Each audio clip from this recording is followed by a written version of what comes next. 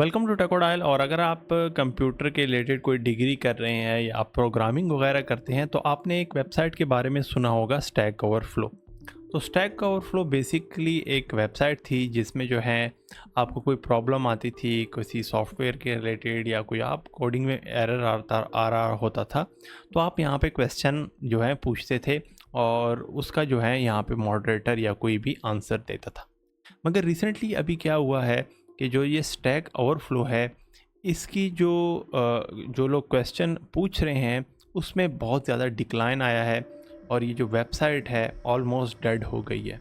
तो अगर आप मेरी स्क्रीन के ऊपर यहाँ पे चार्ट देखें तो ये तकरीबन जो है 2008 में लॉन्च हुई थी और यहाँ पे अगर आप देखें 2014 में यहाँ पे इसका जो पीक जो है था इस वेबसाइट का, मतलब कि बहुत ज़्यादा जो लोग थे यहाँ पे क्वेश्चन पूछ रहे थे। और अगर आप यहाँ पे देखें 2022 जब ये चैट जीपीटी लॉन्च हुआ तो इसके बाद से जो है यहाँ पे आपको डिक्लाइन दिखने शुरू हो गया, जो कि ऑलमोस्ट अभी जो है बिल्कुल ज़ीरो पे आने लगा है।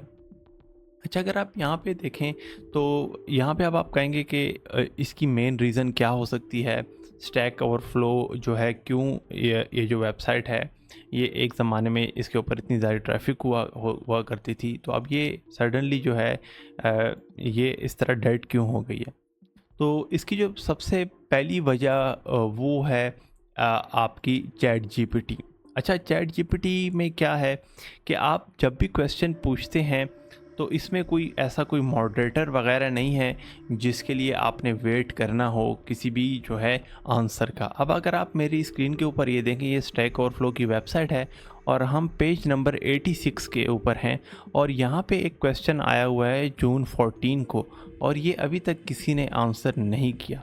फ़र्ज़ करें अगर यही चैट जीपीटी ना होता और इस तरह के जो लार्ज लैंग्वेज मॉडल ना होते, तो जो न्यू यूज़र है या बिगिनर कोई कोडर वगैरह है वो तो फिर यहाँ पे जो है उस अपनी प्रॉब्लम को लेके यहाँ पे घूमता रहता और उसकी जो प्रॉब्लम है वो सॉल्व नहीं होती, जो कि इस केस में है। अभी तक यहाँ पे देखिए किसी क्वेश्चन का भी किसी ने आंसर नहीं किया। तो अब बेसिकली करना क्या होगा, जो बिगिनर फ्रीलांसर है वो करता क्या है कि सिंपल सी जो ये प्रॉब्लम यहाँ पे दी हुई है इसने, इसको ये कॉपी करेगा और सिंपल जो है अपने जो चैट जीपीटी है उसके अंदर पेस्ट कर देगा। अच्छा, इसमें यहाँ पे एक तो ये जो चैट जीपीटी है ये उसका डिटेल में इसको आंसर देगा। इसके साथ ये हो सकता है कि जो ये है ये काउंटर क्वेश्चन भी कर सकता है, जो कि इस केस में नहीं था। आप अगर स्टैक ओवरफ्लो पे पहले अगर आपने यूज़ किया हो तो आप जब यहाँ पे कोई क्वेश्चन पूछते थे तो कुछ दिन के लिए आपको वेट करना होता था और उसके बाद जो है आपको आंसर आता था। अच्छा, अब ये ज़रूरी नहीं है, फ़र्ज़ करें किसी मॉडरेटर ने मुझे यहाँ पे इसके ये जो है क्वेश्चन के रिलेटेड कोई आंसर दिया है तो मैं उसको रियल टाइम में जो है उससे रिप्लाई नहीं कर सकता था। मे बी अगर मैं उसको उसके क्वेश्चन का रिप्लाई करता तो वो मुझे कुछ दिन बाद जो है रिप्लाई करता। तो जो रियल टाइम आंसर देने की जो एबिलिटी थी वो स्टैक ओवरफ्लो के पास नहीं थी, जिसको जो है काउंटर किया यहाँ पे चैट जीपीटी ने। और यहाँ पे देखें जो मैंने क्वेश्चन इसको दिया था और उसने इसको सॉल्व भी कर लिया और सारी चीज़ें जो हैं ये बता भी दी। तो एक तो ये वजह होगी। दूसरी वजह ये है कि कुछ केसेस में स्टैक ओवरफ्लो में होता क्या था कि जो मॉडरेटर होते थे वो काफ़ी जो हैं बुरे तरीके से जो जो फ्रीलांसर हैं या न्यू कोडर हैं उनके साथ पेश आते थे, जो कि आप मेरी स्क्रीन के ऊपर भी देख सकते हैं। ये एक सिंपल सा क्वेश्चन है, how to an automatic dependency call graph in Python. तो यहाँ पे देखें ये एक सिंपल सा क्वेश्चन है, मे बी किसी बिगिनर ने किया हो। और अगर आप यहाँ पे देखें तो इसको डाउन वोट दिए हुए हैं, जो कि मेरी समझ में नहीं आता कि इस क्वेश्चन को क्यों डाउन वोट दिए हुए हैं। एक जो है कोई बिगिनर है उसने सिंपल सा क्वेश्चन किया है तो उसको डाउन वोट किस लिहाज से कौन दे रहा है और क्या कैपेबिलिटी है उस शख्स की जो कि इसको डाउन वोट कर रहा है। और ऊपर से यहाँ पे आप देखें ये जो है क्वेश्चन यहाँ पे इसको दिख रहा है कि क्लोज हो गया है, this question is opinion based, this is it is currently not accepting answer, ये जो भी बताया हुआ है। तो इस तरह के जो यहाँ पे ये जो स्टैक ओवरफ्लो था वो इस तरह ऐड करता था और उसके जो मॉडरेटर थे वो इससे भी ज़्यादा बुरे तरीके से जो न्यू फ्रीलांसर थे उनसे पेश आते थे। तो इसके अगेंस्ट ये चैट जीपीटी जब आया तो आप देखिए, आप इससे जो है रियल टाइम में काउंटर क्वेश्चन कर सकते थे, अपनी फ़ाइल अपलोड कर सकते थे और अपना कोड जो है उसको बता सकते थे।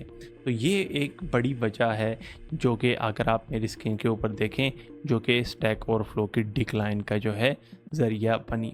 अच्छा, तो अब हम प्रैक्टिकली भी देख लेते हैं डेटा को लेके, क्या वाकई जो स्टैक ओवरफ्लो वेबसाइट है वो डिक्लाइन कर रही है कि नहीं। तो अगर हम यहाँ पे जाएँ डाटा stackexchange.com के ऊपर, और यहाँ पे हमने एक सिंपल सी क्वेरी लिखी है और इसमें हमने ये लिखा है कि जो है आंसर्ड क्वेश्चन कितने थे पर ईयर के हवाले से, और कितने क्वेश्चन आस्क हुए और अनआंसर्ड कितने थे। तो ये हमने जो है एक क्वेरी लिखी है और सिंपल सी जो है एसक्यूएल क्वेरी है।